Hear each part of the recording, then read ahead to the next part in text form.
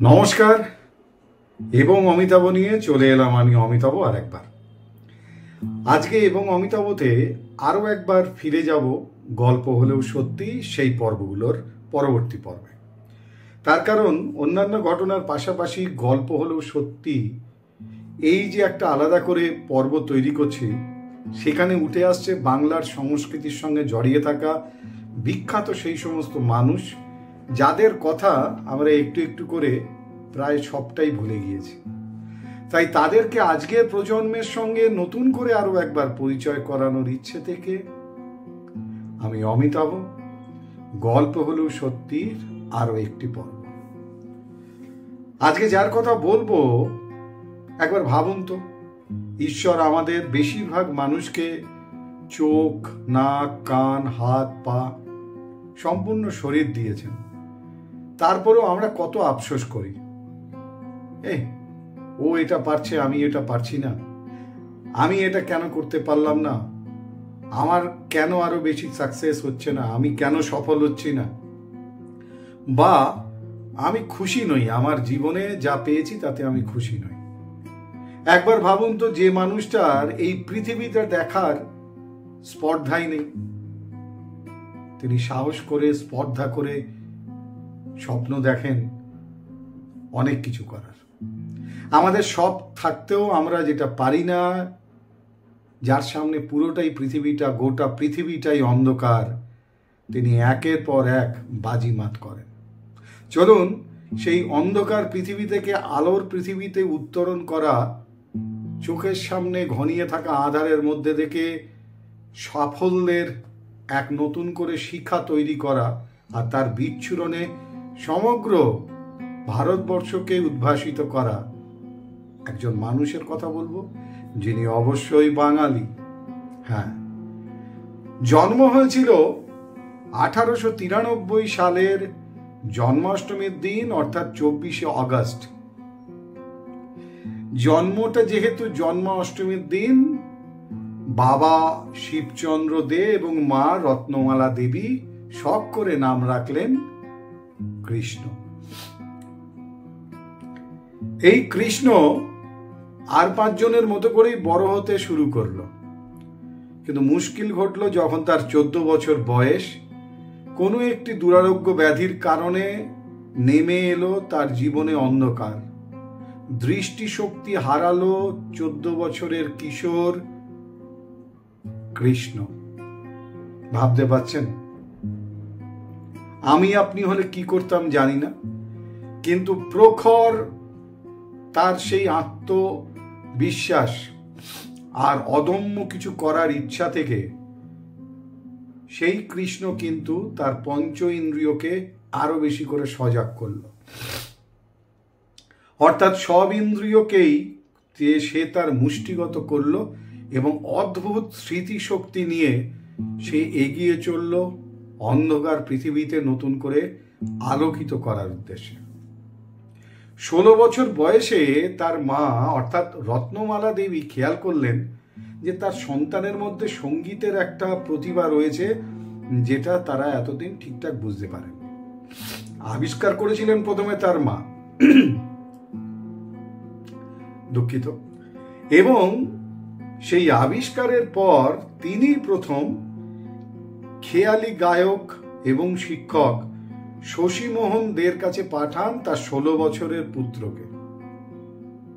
কৃষ্ণ তার চোখের সামনে অন্ধকার, কিন্তু মনের ভেতরে স্বপ্নে দিগন্ত বিস্তৃত আলোর এক রাশি। শুরু হলো তার সঙ্গীতের জীবন,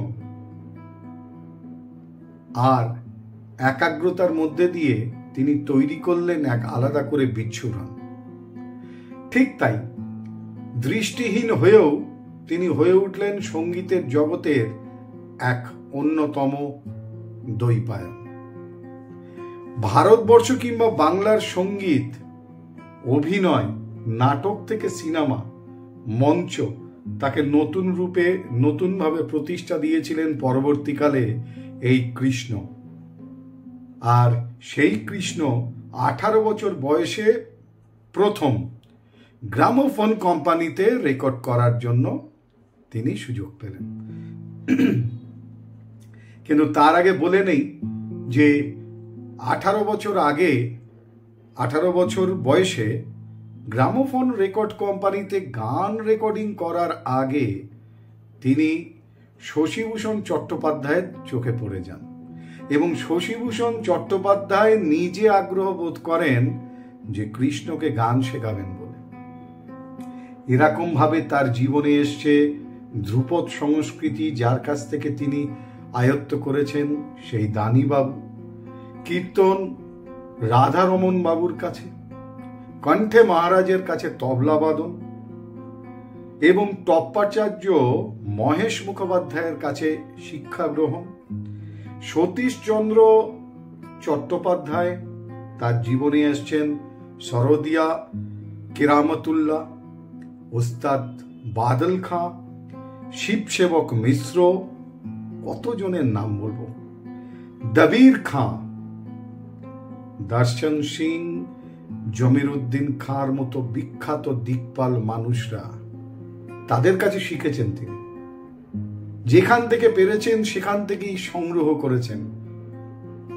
দুটো চোখ তার বন্ধ হয়েছে, কিন্তু খুলে গিয়েছিল অবারিত অসংখ্য দ্বার। সেখান থেকে তিনি ধ্রুপদ থেকে শুরু করে বাদ্যযন্ত্র এবং কীর্তন থেকে শুরু করে বাউল ভাটিয়ালি কোনো দিকে চলাচল করতে আর শিখতে বাকি রাখেননি। এবং এইভাবেই তিনি 18 বছর বয়সে প্রথম গ্রামোফোন রেকর্ড কোম্পানিতে রেকর্ড করে আরো একটা ইতিহাস তৈরি করলেন। সেই সালটা 1917 এবং এরপর তার সঙ্গীতের যে ক্ষেত্র, সেই ক্ষেত্রে তার বিচরণ নানান দিকে প্রতিষ্ঠিত হতে শুরু করলো। ক্লাসিক্যাল শিল্পী হয়ে ধরলেন কীর্তনঙ্গের গান। হ্যাঁ, কীর্তন তিনি শুধু গান করেননি, কীর্তনের গান অর্থাৎ কথা লিখেছেন, কীর্তনের সুর করেছেন, কীর্তনের গান লেখা সুর করার পাশাপাশি নিজেও কীর্তনঙ্গের গান করেছেন। এছাড়া বাউল ভাটিয়ালি, বাংলার লোকসঙ্গীত বা লোকসংস্কৃতিকে তিনি তুলে ধরেছিলেন 1900 শতকের প্রথম দিকে একমাত্র একজন সঙ্গীতের সাধক হিসাবে, সঙ্গীতের প্রচারক হিসাবে। তার গান মানেই নতুন করে বাঁধ ভাঙা এক সুরের মহাতীর্থক্ষেত্র। যেমন ধরুন, স্বপন যদি মধুর হয় কিংবা তোমার কাজল আঁখি। লোকসঙ্গীতের মধ্যে দিয়ে তিনি বিরামহীন শিখায় এক নতুন নতুন করে কালজয়ী গানের জন্ম দিয়েছেন, আর জন্ম দিয়েছেন বিখ্যাত সেই সব গানের যা আজও আমাদের জীবনে অমলিন হয়ে আছে। যেমন ধরুন, তুমি গো বন্দি শিখা কিংবা মুক্তির মন্দির সোপানো তলে কত প্রাণ হলো বলিদান, লেখা আছে অশ্রু জলে। এরকম গান যার কণ্ঠ থেকে নিঃসৃত হয়েছে, সেই মানুষটি বাংলা গানের ঠুংরি, দাদরা এবং গজলের প্রচলন তার হাত দিয়েই শুরু হয়েছিল। বাংলা সঙ্গীতে ঠুংরি, দাদরা, গজলের যে বিচরণ তা মূলত তিনিই নিয়ে এসেছিলেন তার সঙ্গীতের স্পর্শে, তার সঙ্গীতের সাধনায়, বাংলার সঙ্গে একাত্ম করে। হ্যাঁ, মূলত বাংলা গানের সঙ্গে সঙ্গে তিনি এই সমস্ত লোকসঙ্গীত, কীর্তনঙ্গের গান সব দিকেই নানানভাবে বিচরণ করেছেন। কিন্তু মূলত তিনি যাদের গান করতে পছন্দ করতেন, অর্থাৎ যাদের লেখা গান করতে পছন্দ করতেন, তাদের মধ্যে কবি হেমেন্দ্র কুমার রায় তিনি খুব পছন্দের ছিলেন, আর ছিলেন শৈলেন রায়, অজয় ভট্টাচার্য এবং গুরুদেব অর্থাৎ রবীন্দ্রনাথ ঠাকুরের গানে তিনি সুর করে গাইতে ভালোবাসতেন। অদ্ভুত প্রতিভা, চোখে দেখেননি তো কি হয়েছে, তিনি একটু একটু করে তৈরি করলেন আলাদা একটি স্থান, আলাদা করে শাসন করতে শুরু করলেন সঙ্গীতের দুনিয়াকে, হয়ে উঠলেন কৃষ্ণ থেকে কৃষ্ণচন্দ্র দে। এরপর তার সন্ধান পেলেন শিশির ভাদুড়ী। শিশির ভাদুড়ীর নাটক আরো সফলতা পূর্ণ হলো তার সঙ্গীত, সুর এবং অভিনয়ের দক্ষতায়। হ্যাঁ, চোখে না দেখতে পেলেও কৃষ্ণচন্দ্র দে দুর্ধর্ষ অভিনয়ের মঞ্চ মাতানোর ক্ষমতা নিয়ে ঈশ্বর তাকে পাঠিয়েছিলেন এবং সেই দাপটের অভিনয় মঞ্চ সিনেমাতে দাগ কেটে দিল, আলাদা করে আর এক কৃষ্ণচন্দ্র দেকে পরিচিত করালো এবং সেইখানে বাংলা থিয়েটারের জন্য তিনি অনেক কিছু করতে চেয়েছিলেন এবং বাংলা থিয়েটারে তিনি প্রথম ব্যক্তি যিনি চোখে না দেখে অভিনয় এবং সঙ্গীত সুর তার সঙ্গে শুধু থেমে থাকেননি, তিনি নতুন করে জন্ম দিয়েছিলেন বাংলাতে একটি থিয়েটার কালচারের, অর্থাৎ থিয়েটারের বা নাট্যের উন্নতির জন্য 1931-এ তিনি তৈরি করলেন একটি থিয়েটার কোম্পানি। 1931-এ সেই থিয়েটার কোম্পানি মধ্যে তিনি যখন পুরোপুরিভাবে ব্যস্ত, সেই সময় তার ডাক এলো সিনেমায় গান করার। সম্ভবত সেই বছর 1931-এই তিনি টকি সিনেমার জন্য 2টি গানে কণ্ঠ দিলেন। এই সব কিছুর মধ্যেও 1932-এ চণ্ডীদাস চলচ্চিত্র নির্বাক থেকে সবাক চলচ্চিত্রের পরিবর্তন হলো সময়। চণ্ডীদাসে তিনি নাম ভূমিকায় অভিনয় করলেন এবং সঙ্গে গাইলেন অনেকগুলি গান। হ্যাঁ, এরকম ভাবে তিনি তার আলাদা করে একটি ব্যাপ্তি তৈরি করতে থাকলেন চলচ্চিত্রের জগতে মঞ্চের পাশাপাশি। কণ্ঠসঙ্গীতের কথা যদি ধরেন তাহলে বলতে আপত্তি নেই যে বাংলা সিনেমায় একের পর এক সেই সময় সিনেমায় তার গান ছিল আমাদের কাছে একেবারে রত্নের মালার মতো, গাঁথা মালাহার সুরের। ভাগ্যচক্র, গৃহদাহ, বিদ্যাপতি, চাণক্য, আলো ছায়া, বাংলা সিনেমার গানে তিনি একের পর এক নতুন নতুন করে ইতিহাস উপহার দিয়েছেন। দেবদাস, বামুনের মেয়ে কিংবা মীনাক্ষী বা পূরবী, অসংখ্য গান বাংলা সিনেমার মাতল তার গানে। আর একটা কথা বলে দেই, এই কৃষ্ণচন্দ্র দের কাছে 1925 থেকে 1930 পর্যন্ত সঙ্গীত শিক্ষা গ্রহণ করেছিলেন স্বয়ং শচীন কর্তা অর্থাৎ শচীন দেব বর্মন। আর তারই সঙ্গে 1942 সালে তিনি পাড়ি দেন বাংলার ব্যস্ততম জীবনযাত্রায় মঞ্চ, নাটক, সঙ্গীত, গান লেখা, সিনেমা করার পাশাপাশি মুম্বাইয়ের আরব সাগরের হাতছানিতে। দৃষ্টিশক্তি না থাকার জন্য তার অন্যতম ভাইপো প্রবোধচন্দ্র দে, তিনি ছিলেন তার একেবারে ডেপুটি, তার সঙ্গী বা তার চোখ দিয়েই তিনি হয়তো দেখতেন সারা বিশ্বের সব কিছুকে। কিন্তু একটা প্রসঙ্গ জানিয়ে রাখি, তিনি কিন্তু প্রতিবন্ধী ছিলেন না। তিনি চোখে দেখতে না পেলেও তার অন্যান্য ইন্দ্রিয় তাকে সাবলীল এবং স্বাচ্ছন্দ্যদায়ক কর্মব্যস্ত জীবন উপহার দিয়েছিল। প্রবোধচন্দ্র দে তার প্রিয় ভাইপো 1942-এ কাকার সঙ্গে অর্থাৎ কৃষ্ণচন্দ্র দের সঙ্গে গেলেন মুম্বাইতে। সে বছর কৃষ্ণচন্দ্র দে তার প্রথম সিনেমা, যেখানে কণ্ঠসঙ্গীতে সুযোগ পেলেন প্রবোধচন্দ্র দে, সুরাইয়ার সঙ্গে গাইলেন গান তিনি। সিনেমার নাম তামান্না। আর পেছনে ঘুরে তাকাতে হয়নি তাকে। এবং সারা জীবন এই প্রবোধচন্দ্র দে কৃতজ্ঞ থেকেছেন তার কাকার কাছে এবং সেই কৃতজ্ঞতা স্বরূপ পিতৃদত্ত নাম প্রবোধচন্দ্র দে তাকে সরিয়ে রেখে প্রিয় কাকার ডাকা নাম মান্না, সেই মান্না দেখেই তিনি প্রতিষ্ঠা দিয়েছিলেন পরিচিতির জগতে কৃতজ্ঞতা এবং শ্রদ্ধার হিসাবে কাকার প্রতি। তামান্না ছিল মান্নাদের বম্বের বুকে প্রথম চলচ্চিত্র সুরাইয়ার সঙ্গে কণ্ঠসঙ্গীত দিয়েছিলেন। ঠিক যেভাবে মান্না দেখে প্রতিষ্ঠার জন্য প্রেরণা ছিলেন কৃষ্ণচন্দ্র দে, ঠিক শচীন দেব বর্মনের প্রথম শিক্ষাগুরুও ছিলেন এই কৃষ্ণচন্দ্র দে। বম্বেতে মোহাম্মদ রফি, মুকেশ, কিশোর কার জন্য সুর করেননি। ইতিমধ্যে বম্বেতে সফল একজন সঙ্গীত পরিচালক, সুরকার হিসাবে প্রতিষ্ঠিত হয়ে গিয়েছেন তিনি। সমুদ্র হিমাচল তখন তাকে ডাকতে শুরু করেছে কে সি দে বলে। হারিয়ে গেলেন কৃষ্ণচন্দ্র দে। তৈরি হলো বম্বের বুকে আরো এক বাঙালির দাপটের সঙ্গে বম্বের চলচ্চিত্র জগৎকে পরিচালনা করা, তিনি কেসি দে। তারপর নানাভাবে প্রতারিত হলেন বম্বেতে। মনের দুঃখে বম্বে ছাড়লেন তিনি এবং কলকাতায় আবার ফিরে এলেন 1947-এ।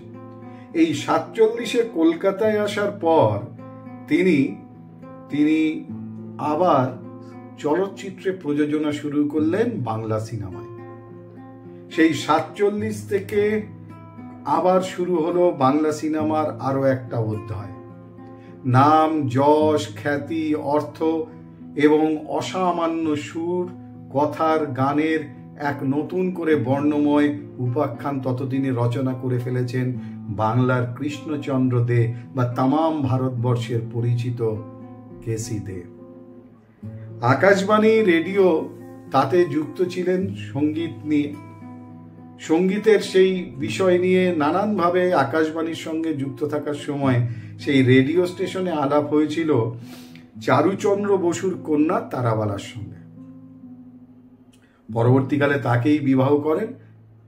দুঃখের বিষয়, 14 বছর বয়স যখন তার পুত্র সন্তানের, তখন পুত্র সন্তান বিয়োগ ঘটে, অর্থাৎ মারা যায়। এতে প্রচণ্ড ভেঙে পড়েছিলেন কৃষ্ণচন্দ্র দে। ততদিনে মান্না দে পৃথিবী কাঁপাচ্ছেন তার সুরের জাদুতে আর সঙ্গীতের ইন্দ্রজালে।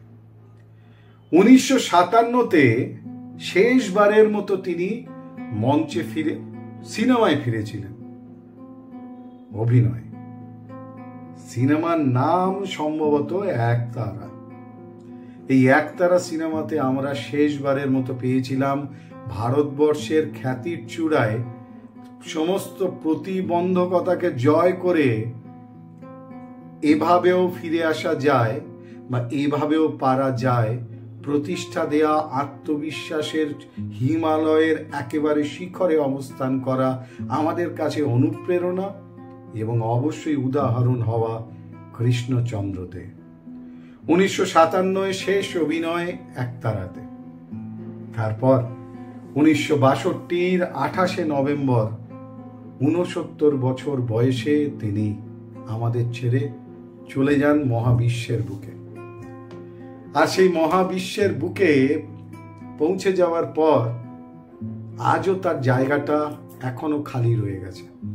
সেই রকম অদ্ভুত, এরকম বিচ্ছুরণ প্রতিভার নিয়ে বোধহয় আর কেউ বাংলাতে সমসাময়িক জীবনযাত্রায় বা এখনো এত কিছু গুণাবলীর মানুষ, এবং শারীরিকভাবে একটা সমস্যা তো ছিলই, কারণ তিনি চোখে দেখতে পেতেন না, কিন্তু সেই সমস্যা কাটিয়েও এরকমভাবে সফল হওয়া যায় এখনো পর্যন্ত বোধহয় সেরকম দ্বিতীয় কারো প্রতিবিম্ব আমরা দেখতে পারিনি।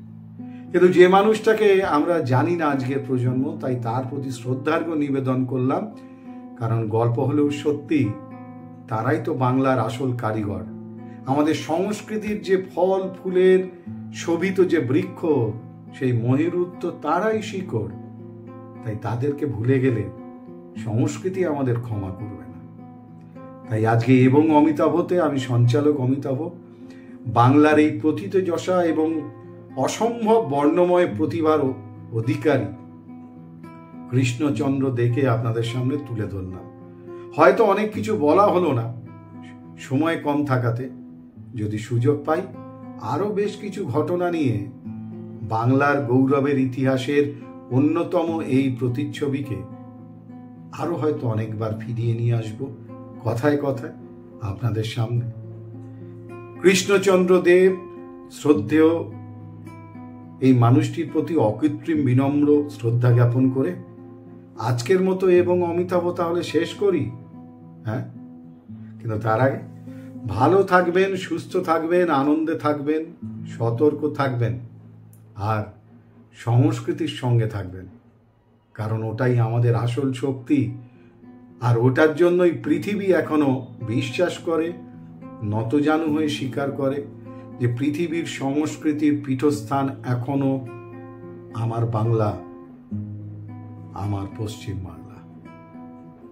তাই বাংলাকে ভালোবাসুন, বাংলার সংস্কৃতিকে ভালোবাসুন এবং গর্বের সঙ্গে বলুন, আমি বাঙালি। জয় বাঙালি। আজকের মতো শুভরাত্রি।